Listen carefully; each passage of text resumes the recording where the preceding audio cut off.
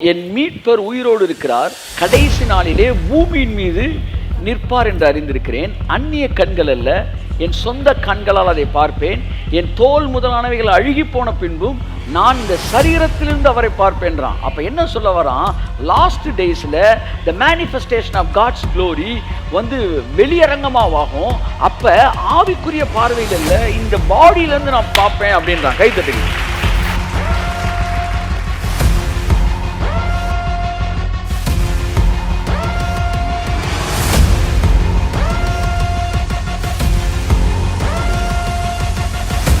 இடி முழக்கத்தினாலே பூமியை டிரான்ஸ்ஃபார்ம் பண்றாராம். கர்த்தர் அதிர வைக்கிறாராம். எப்படி அதிர வைக்கிறாரு? என்ன செய்தினால பூமியை டிரான்ஸ்ஃபார்ம் பண்றாருன்னா, தேவன் ராஜரீகம் பண்ணுகிறார். கை தட்டுங்க ஒரு தவறுக்கு. ஆமென்.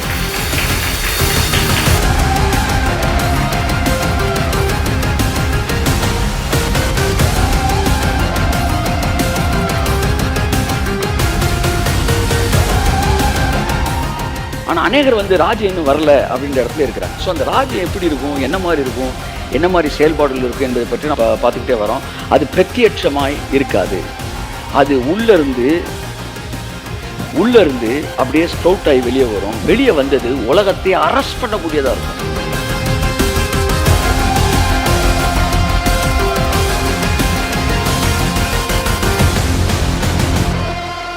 மலை தூரத்துல இருந்து பார்க்கறான், 3 பார்க்கறான். எல்லாம் பாருங்க, 3 பார்க்கறான். சொல்லுங்க. இடி, அடுத்து மின்னல், அக்கினி. கையை தட்டுங்க ஒருத்தவருக்கு. தேவன் இறங்கினா 3 வரும். கை தட்டுங்க. தேவன் ராஜ்யம் வந்துருச்சுன்னா 3 வரும். என்னென்ன சொல்லுங்க? 1 மின்னல். மின்னல் என்ன? வெளிப்பாடு. 2வது என்ன? இடி, தேவனுடைய சத்தம். 3வது அக்கினி, தேவனுடைய அன்பு. கையை தட்டு.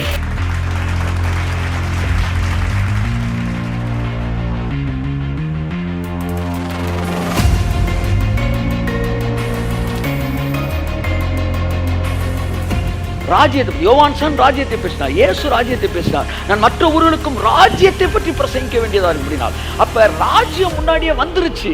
அந்த ராஜ்யத்தை பற்றி பிரகடனப்படுத்துவதற்காகத்தான் தேவன் இந்த காலங்களை வைத்திருக்கிறார்.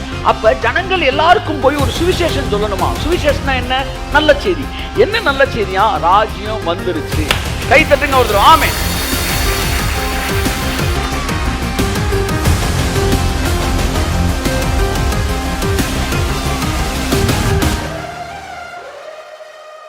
என் அன்புக்குரியவர்களே, ஸோ இந்த நாளிலே தேவனுடைய வார்த்தைக்கு நேராக கடந்து செல்கிறோம். தொடர்ந்து பல விஷயங்களை பல டைமென்ஷனில் வார்த்தையில் நம்ம கேட்டுக்கிட்டே வரோம்.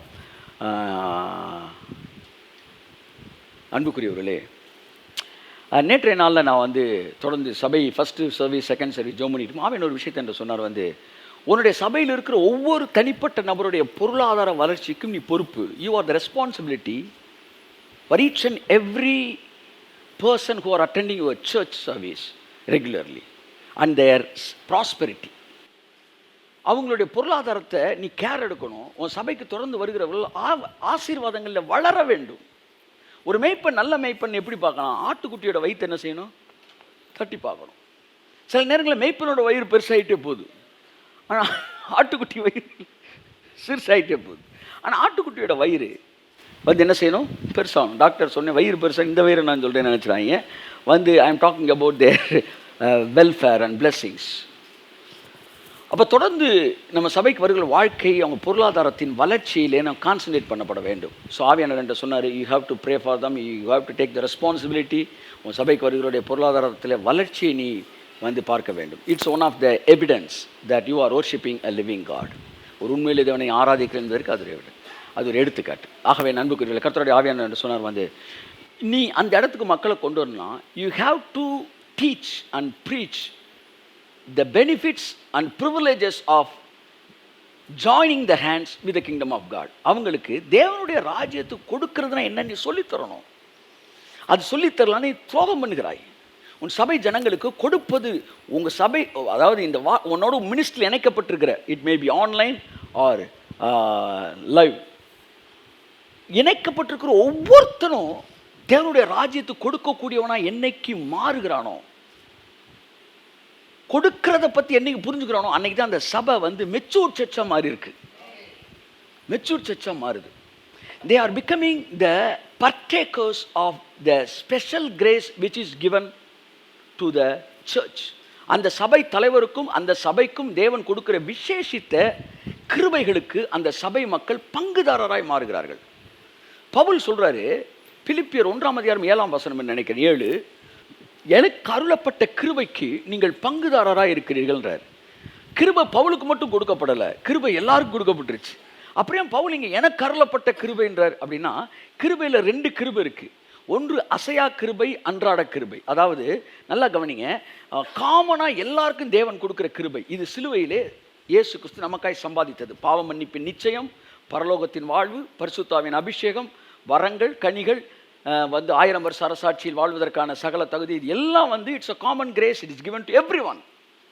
ஆனால் ஸ்பெஷல் கிரேஸ்னு ஒன்று இருக்குது. இப்போ 400 பேர் இங்கே உட்காந்துருக்கோம்னா 400 பேருக்கும் தனித்தனியாக ஒரு கிருபை இருக்குது. கைத்தட்டுங்க ஒருத்தருக்கு, ஆமென், பிரைஸ் காட். ஒரு 10 பாஸ்டர் இருக்குன்னா 10 பாஸ்டர் வேற ஒரு கிரேஸ் இருக்குது. ஒருத்தர் ப்ரீச் பண்ணுவார், ஒருத்தர் எழுதுவார், ஒருத்தர் நல்லா பாட்டு பாடுவார், ஒருத்தர் ஒர்ஷிப் பண்ணுவார். That is a special grace. பவுலுக்கு இப்படி ஒரு ஸ்பெஷல் கிரேஸ் கொடுக்கப்பட்டிருந்துச்சு. பவுலின் கைகளினால் தேவன் விசேஷித்த அற்புதங்களை செய்தார், which was not done by the hands of Peter or some other disciples. அவங்கெல்லாம் செய்யாத அவுட்ஸ்டாண்டிங் மிரக்கிள்.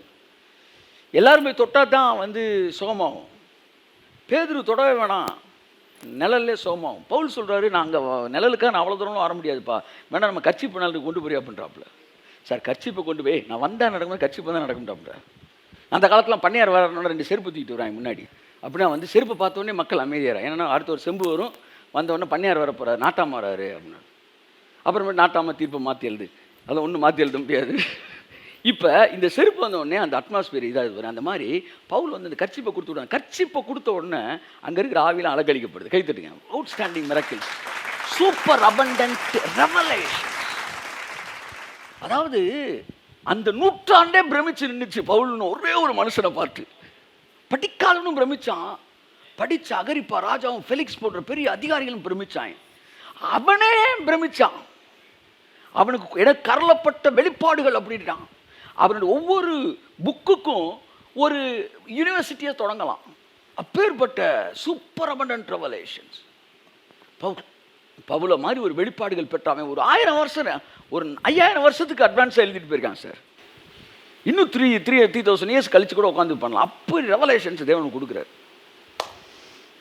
அவர் சொல்கிறாரு பிலிப்பு சபையை பார்த்து. எபேஸ் எழுதுறாரு, ரோமர் எழுதுறாரு, கொரிந்தியர் எழுதுறாரு, தெசலோனிக்கர் எழுதுறாரு, கொலோசியன்ஸ் எழுதுறாரு. இவ்வளவு சபைக்கும் எழுதினவர் ஒரு சபையை மட்டும் சொல்கிறாரு, எனக்கு அருளப்பட்ட கிருபைக்கு நீங்கள் பங்குதாரராக இருக்கிறீர்கள். அப்படின்னு என்ன சொல்கிறாருன்னா, அவங்களுக்கெல்லாம் நான் ஆசீர்வாதத்தை கொடுக்குறேன், செய்தியை கொடுக்குறேன், அவங்கெல்லாம் பிளெஸ்ஸிங்கை வாங்கிட்டாங்க, ஆனால் நீங்கள் தாண்டா என் சொத்துக்கு பங்குதாரர்ன்றான். கை தட்டுங்க வருது. எவ்வளோ பாக்கியமானவர்கள் இந்த பிலிப்பு சபையை சார்ந்தவர்கள் பாருங்க. ஆபிரகாமுக்கு சாராள் போக ஆகார் இருந்தாள், ஆகார் போக கெத்துரால், அப்படி கெத்துரால்னு ஒருத்தையோ கல்யாணம் பண்ணியிருந்தாங்க. இப்போ இந்த ஆபிரகாம் இவங்க எல்லாருக்குமே பிள்ளைகள் இருந்திருக்கு.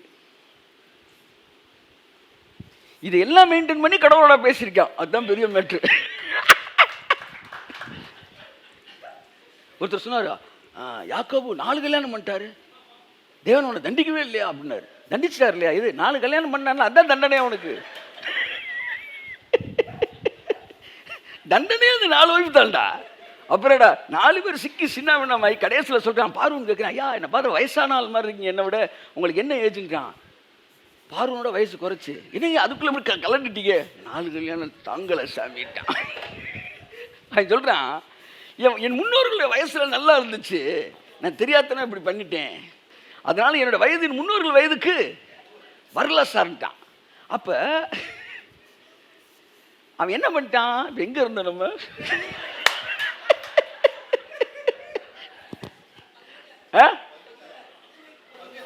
பவுல் என்ன இது ஆபிரகாம்கிட்ட இருந்தோம். ஆபிரகாம் இந்த மற்ற பிள்ளைகளுக்கெல்லாம் நன்கொடைகளை கொடுத்தானாம்.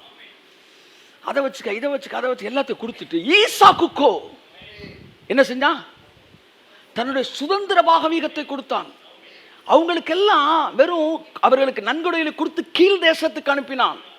ஆனா ஈசாக்கின் சந்ததிக்கோ மேல் தேசத்தை தேவன் வாக்கு பண்ணினார். கரங்களை தட்டி கர்த்தருக்கு நன்றி சொல்லுவோம். இவனுடைய சந்ததியெல்லாம் இயேசு பிறக்கிறார், இயேசுக்குள்ள நம்ம எல்லாம் வரோம், நம்ம எல்லாம் ஆபிரகாமின் சந்ததி என்ன செய்யறோம்? மாறுறோம். அப்போ வாக்குத்தத்தத்தின் பிள்ளையாய் மாறினான். அப்போ பவுல் என்ன செய்கிறாரு?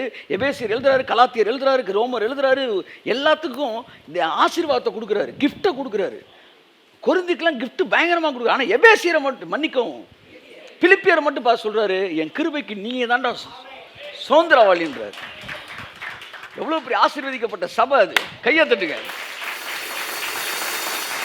அங்கதான் அவங்களுக்கு தான் அந்த வசனம் பிலிப்பியர் 4:16 அங்கதான் எழுதப்படுகிறது. உங்கள் குறைவுகள் எல்லாம் கிறிஸ்து இயேசுவுக்குள் மகிமையிலே நிறைவாகும். There's a special promise given to the special people. என் கேள்வி என்னன்னா, எதுக்காக இந்த பிலிப்பு சபைக்கு பவுல் என்னுடைய கிருபைக்கு நீ பங்காளின்றான்? சொத்தை எதுக்கு அவன்கிட்ட எழுதி வைக்கிறான்? மற்றவனுக்குலாம் என்ன செய்யறான்? நன்கொடைகளை கொடுக்குறான், அறிவு கொடுக்குறான், ரெவலேஷன் கொடுக்குறான், ஆசீர்வாதத்தை கொடுக்குறான். ஆனால் ஒரு குறிப்பிட்ட கூட்டத்துக்கு மட்டும் தன்னுடைய அபிஷேகத்தையும் தன்னுடைய கிருபை எழுதி வைக்கிறான். நீங்கள் எனக்கு கருளப்பட்ட கிருபைக்கு பங்குதாரர்கள். ஏன்? பிலிப்பியர் 4:17 சொல்லுகிறது, வாசிப்போம். உபகாரத்தை நான் நாடாமல் உங்கள் கணக்குகளுக்கு பலன் பெருகும்படியே நாடுகிறேன். எல்லாம் எனக்கு கிடைத்தது, பரிபூரணமும் உண்டாயிருக்கு. 15 மேலும் பிலிப்பியரே, சுவிசேஷத்தின் ஆரம்பத்திலே ஏன் தெரியுமா அந்த பிலிப்பியருக்கு தன்னுடைய ஒட்டுமொத்த சொத்தை, ஐ மீன் அவனுடைய ஸ்பெஷல் கிரேஸை கொடுத்தான். நல்லா கவனிங்க. காமன் கிரேஸ் வேற, அது சிலுவையிலேருந்து வருது. ஸ்பெஷல் கிரேஸ் எங்க தெரியுமா வருது? சொல்லுங்க. ஒவ்வொருத்தருக்கும் ஒரு ஸ்பெஷல் கிரேஸ் இருக்குங்க. இப்போ எனக்குள்ள ஒரு கிருபை இருக்குன்னு வச்சுக்கோங்களேன். இந்த கிருபையை நான் யாரை விரும்புகிறேன்னா அவனுக்கு கொடுக்கலாம். அது எனக்கு கொடுக்கப்பட்டிருக்க அதிகாரம். தேவன் அந்த அதிகாரத்தை எனக்கு கொடுக்கும்போது அதை யாருக்கு கொடுக்கலான்ற அதிகாரத்தையும் கொடுக்குறாரு. கை தட்டுங்க அவருக்கு. அதான் அதிகாரம். அதிகாரத்தை நான் வாங்கிட்டேன், ஆனால் யாருக்கு கொடுக்க முடியாது. அதுக்கு பேர் அதிகாரம் கிடையாது. நான் நினைச்சா கொடுக்கவும் செய்யலாம். அப்படித்தான் ஆதாமுக்கு ஒரு அதிகாரத்தை கொடுத்தாரு. அந்த அதிகாரத்தை கொடுக்கும்போது சொன்ன யாருக்கு நான் கொடுத்துருவான்னாரு. அவன் யாருக்கு கொடுத்துட்டான்? பிசாசு கொடுத்துட்டான். பிசாசு சொல்றான் இயேசுவை பார்த்து, இங்க பார், இது சகல அதிகாரமும், நீ பார்த்த இந்த சகல பூமியின் அதிகாரமும் மகிமையும் எனக்கு கொடுக்கப்பட்டிருக்கிறது. நீர் என்னை பணிந்து கொண்டால் இதை நான் உமக்கு கொடுப்பேன். I can receive it, I can release it. அப்படிதான் ஸ்பெஷலாக தேவன் கொடுக்குறதுல கிருபை. அதை நீங்கள் ரிலீஸ் பண்ணலாம் யார் மேலே வேணாலும். இப்போ நான் ரைட்டர் நல்லா எழுதுறேன்னு வச்சுக்கோங்க. என் மேலே அந்த கிருபை இருக்குன்னா, நான் யாராச்சும் நேசிட்டு அவனை கூப்பிட்டு தலையில் கை வச்சு எனக்குள்ளே இருக்க இந்த எழுதுகிற கிருபை உனக்குள்ளே வரும்படி நான் கொடுக்குறேன் அப்படின்னா, அடுத்த நாள் நான் பேனா எடுத்துருவான். காபா காபா காபான்னு ஆனால் தமிழ் எழுத ஆரம்பிச்சிடான். அது க்ளீனாக எழுத ஆரம்பிச்சிடான். அவனுக்கு மேலே அந்த அபிஷேகம் இறங்கிடும். So you can release what you have received. Paul தனக்குள்ளே இருக்கிற கிருபை, அந்த சூப்பர் அபண்டன்ட் நாலேஜ், அந்த ரெவலேஷன்ஸ், இதெல்லாம் அப்படியே பேதுருல மிரள்றான்.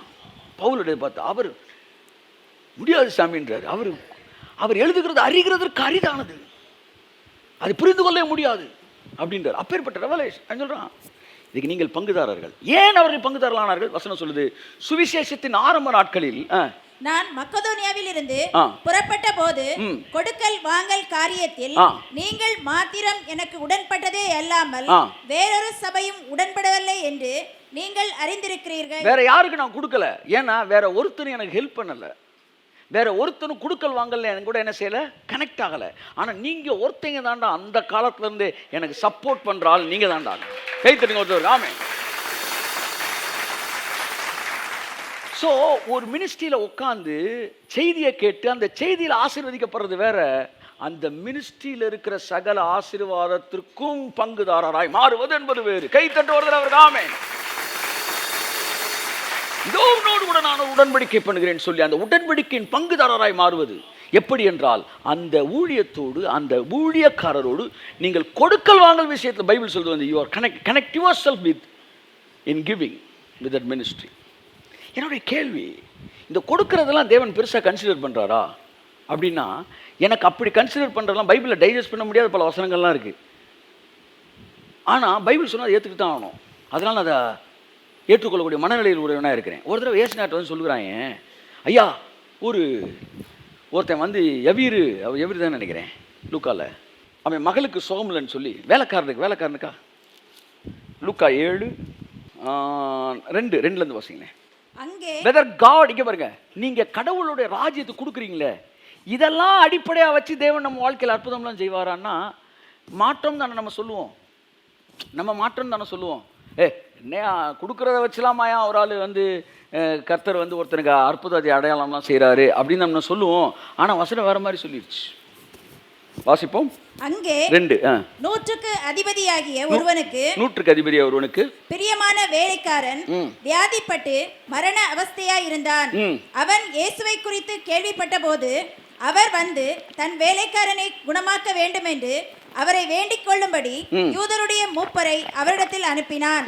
அவர்கள் இயேசுவினிடத்தில் வந்து அவரை கருத்தாய் வேண்டிக் கொண்டு, நல்லா பாருங்க, இவன் ஒரு புறஜாதி, நூற்றுக்கு அதிபதி, அவன் ஒரு புறஜாதி, ரோமன் சோல்ஜர், சென்சூரியன். இவன் வந்து என்ன செய்யறான், அவனுடைய வேலைக்காரன் ஒருவனுக்கு சுகமில்லைன்னு நேரா யூத ரபிக்களை பார்த்து, இந்த தலைவர்களை பார்த்து, கொஞ்சம் ஐயாட்ட சொல்லி என் வேலைக்காரனை சுகமாகும்படி செய்யுங்கன்றான். இவங்க வந்து ஏசுநாட்டை என்ன சொல்றான், இந்த வார்த்தை என்ன அசைச்சிருச்சு. என்னையா தேவன் இப்படிலாம் இந்த டைமென்ஷன் இல்லாம பாக்குறாரு அப்படின்னு என்ன அசைச்சிருச்சு. என்ன நான் வாசிங்க, நீர் இந்த தயவு செய்கிறதற்கு அவன் பாத்திரனா இருக்கிறான். அவங்க என்ன சொல்றாங்க, ஏசுநாட்டு வந்து, ஐயா நீங்க அவன் வேலைக்காரனுக்கு சுகம் இல்லை, அவனை நீங்க சுகப்படுத்துங்க. இதை நீங்க, அவன் புறஜாதி தான், ஆனா நீங்க இதை செய்யறதுக்கு அவன் பாத்திரம் தான். he is fit for that, he is deserved. அவன் அதற்கு பாத்திரவானா இருக்கிறான். ஏன் பாத்திரவான் என்றால், வாசிப்போம், அவன் நம்முடைய ஜனத்தை நேசிக்கிறான். அவன் நம்முடைய ஜனத்தை நேசிக்கிறான். கைத்தட்டுங்க, ஆமென். நேசிக்கிறான். அடுத்து நமக்கு ஒரு ஜெப ஆலயத்தையும் கட்டினான் என்று கையை தட்டுங்க, ஆமென். ஐயா நமக்கு ஒரு சர்ச்சு கட்டி கொடுத்துருக்கான்றான்.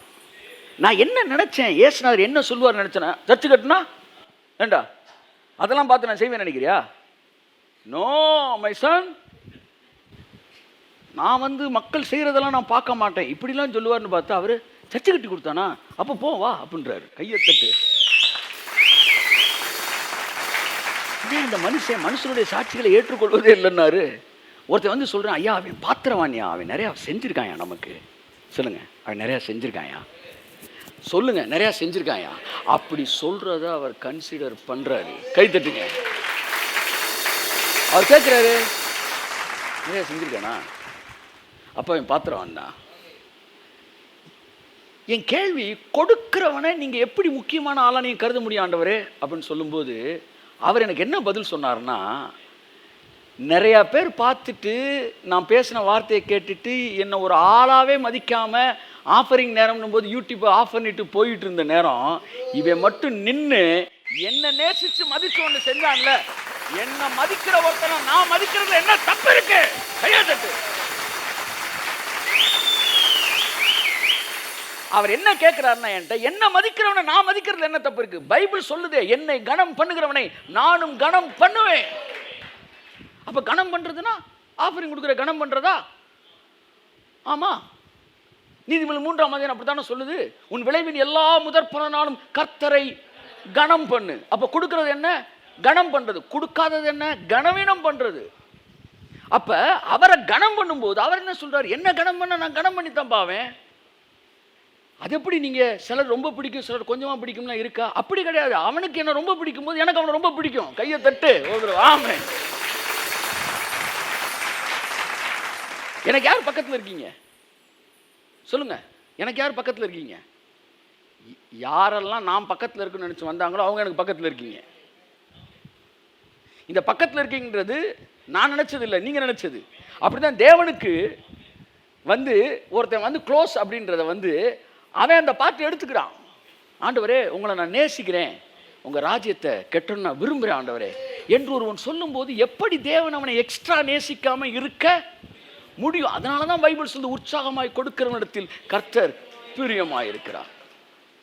சபையில் ஒரு பகுதி கொடுக்கறத டிமினிஷ் பண்றேன்ற பேர்ல சமத்துவம் பேசிருச்சு, மார்க்சிசம் பேசிருச்சு, கம்யூனிசம் பேசிருச்சு. ஆனா தேவனுடைய வார்த்தை என்பது முற்றிலும் வேறுபட்டது. என்னில் அன்பு கூறுகிறவர்கள் என்பது ஒரு கட்டளை. நீங்கள் தேவனிடத்தில் சேருங்கள், அவர் உங்களிடத்தில் சேருகிறார். when somebody love him more, spontaneously they are loved more. அப்ப தேவன் என்ன செய்றாரு, ஜெபாலய தலைவன் பார்த்து என்ன செய்றான், வந்து வாங்கயா அவன் நமக்கு சர்ச்சு கட்டி கொடுத்துருக்கான் சொன்ன உடனே அதை கன்சிடர் பண்றாரு. நான் என்னன்னா என் ஜெபத்தில் இதான் சொல்ல வரேன், என்னுடைய ஆஃபரிங் ஒரு பங்கை வைக்கிறது என்கிற அதிர்ச்சியான உண்மையை இந்த காலை வேளையில் உங்களுக்கு நான் சொல்லுகிறேன், எவ்வளவுன்றது இல்லை, எவ்வளவுன்றதை பற்றி அவர் கன்சிடரே பண்ண மாட்டார். எவ்வளோ உயரம்லாம் கிடையாது, எவ்வளோ ஆழம். Is always considering the percentage, not the quantity of money. 1 லட்சம் 5 லட்சம் பயந்து இல்லை இல்லை இல்லை. 1 கோடி வச்சுருக்கவங்க 1 லட்சம் 1%. ஆனால் 10,000 ரூபா வச்சுருக்கவனுக்கு 9,000 ரூபா 90%. ஸோ காட் இஸ் வாட்சிங் how much I am loving. அவரை நேசிக்காமல் கொடுக்கவே முடியாது. அதாவது கொடுக்காம நேசிக்கவும் முடியாது. ஸோ அவர்கள் உதடுகளினாலே என்னை சேருகிறார்கள், அவர்கள் செய்கைகள் என்னை விட்டு தூரமாக இருக்கிறது என்று சொல்கிறார். கிறிஸ்தவனாகிய ஒவ்வொருவரும் தேவனுடைய ராஜ்யத்திற்கு கொடுக்கக்கூடிய பழக்கமுடையவர்களாக இருக்க வேண்டும் என்பது மட்டுமல்ல. இன்னைக்கு காலையில் நான் தசமபாவத்தை பற்றி பேசுகிறேன். ரொம்ப வருஷமாக தசமபாவமே பேசின கிடையாது. But I am led by the spirit to talk about tithe. ஏன்னா இங்கே இருக்கிற ஒவ்வொருவருடைய வார்த்தை கேட்கிற ஒவ்வொருவருடைய தனிப்பட்ட ப்ராஸ்பெரிட்டியில் நான் கனெக்ட் பண்ணப்பட்டவனாய் இருக்கிறேன். இன்றைக்கி நான் வந்து மில்லினியம் ஏஜை பற்றி பேசலை, அடுத்த வாரம் பேசுகிறேன். இன்றைக்கி இதோட I have prepared, I have brought something, but I think the time is going on. So இதை நல்லா உள்வாங்கிக்காங்க. தசமபாகம் என்பது பழைய ஏற்பாட்டு உடன்படிக்கை அல்ல, மோசே காலத்தில் கொடுக்கப்பட்டது அல்ல, இது ஆபிரகாம் காலத்தில் துவங்கியது. பவுல் சொல்றாரு, ஆபிரகாம்கிட்ட தொடங்கின அந்த வாக்குத்தத்தத்தின்படி கொடுத்ததை 430 வருஷம் கழிச்சு வந்த நியாயப்பிரமாணம் அவமாக்க மாட்டாது. எதெல்லாம் ஆபிரகாம் கொடுத்தாரோ அதை நியாயப்பிரமாணம் என்ன செய்யாதான், பிரேக் பண்ண முடியாது. எல்லாம் சொல்கிறாங்க நியாயப்பிரமாணம் வந்து வந்து இதை பிரேக் பண்ணிருச்சு. இது வாட் இஸ் தட்? டைத்து நியாயப்பிரமாணத்துக்கு முன்னாடியே வந்துருச்சு. பைபிள் தெளிவாக சொல்லுது, ஆபிரகாம் தனக்குண்டான எல்லாவற்றிலும் என் பேர் என்ன, மெல்கிசேதேக்கு, அவருக்கு தசம பாகம் கொடுத்தான். ஸோ நம்முடைய எல்லா விளைவின் முதற் பலன் 1/10 it is offer to God. ஏன்? அதுக்கு 100 காரணம் இருக்கு. அது எனக்குள்ளே எவ்வளோ மாற்றங்கள் ஏற்படுத்துது, கிவிங். என்னுடைய அட்மாஸ்பியர் எவ்வளோ மாற்றம் ஏற்படுத்துது, எனக்குள்ளே இருக்க பண ஆசை எப்படி நொறுக்குது, எல்லாம் அதுக்கு பின்னாடி நடக்குது. நான் இந்த ஊழியத்தில் தொடங்கும்போது 10% இந்த ஊழியத்தோட மொத்த வருமானத்திலேருந்து எடுத்து வேறு ஊழியங்களுக்கு கொடுப்பேன். அப்போ என்கிட்ட பைக் கூட கிடையாது, ஆனால் கரெக்டாக செஞ்சுருக்கிறேன். ஒரு நாள் கர்த்தர் சொன்னார், நீ 20 கொடுப்பியா அப்படின்னாரு. சரி ஆண்டவரே அப்படின்னு நான் சொன்னப்போ, நான் முடிவெடுத்த அதே மாதத்தில் கார் வந்துருச்சு. முடிவு தான் எடுத்திருக்கேன், ஃபஸ்ட்டு மந்த்தே கொடுக்கல.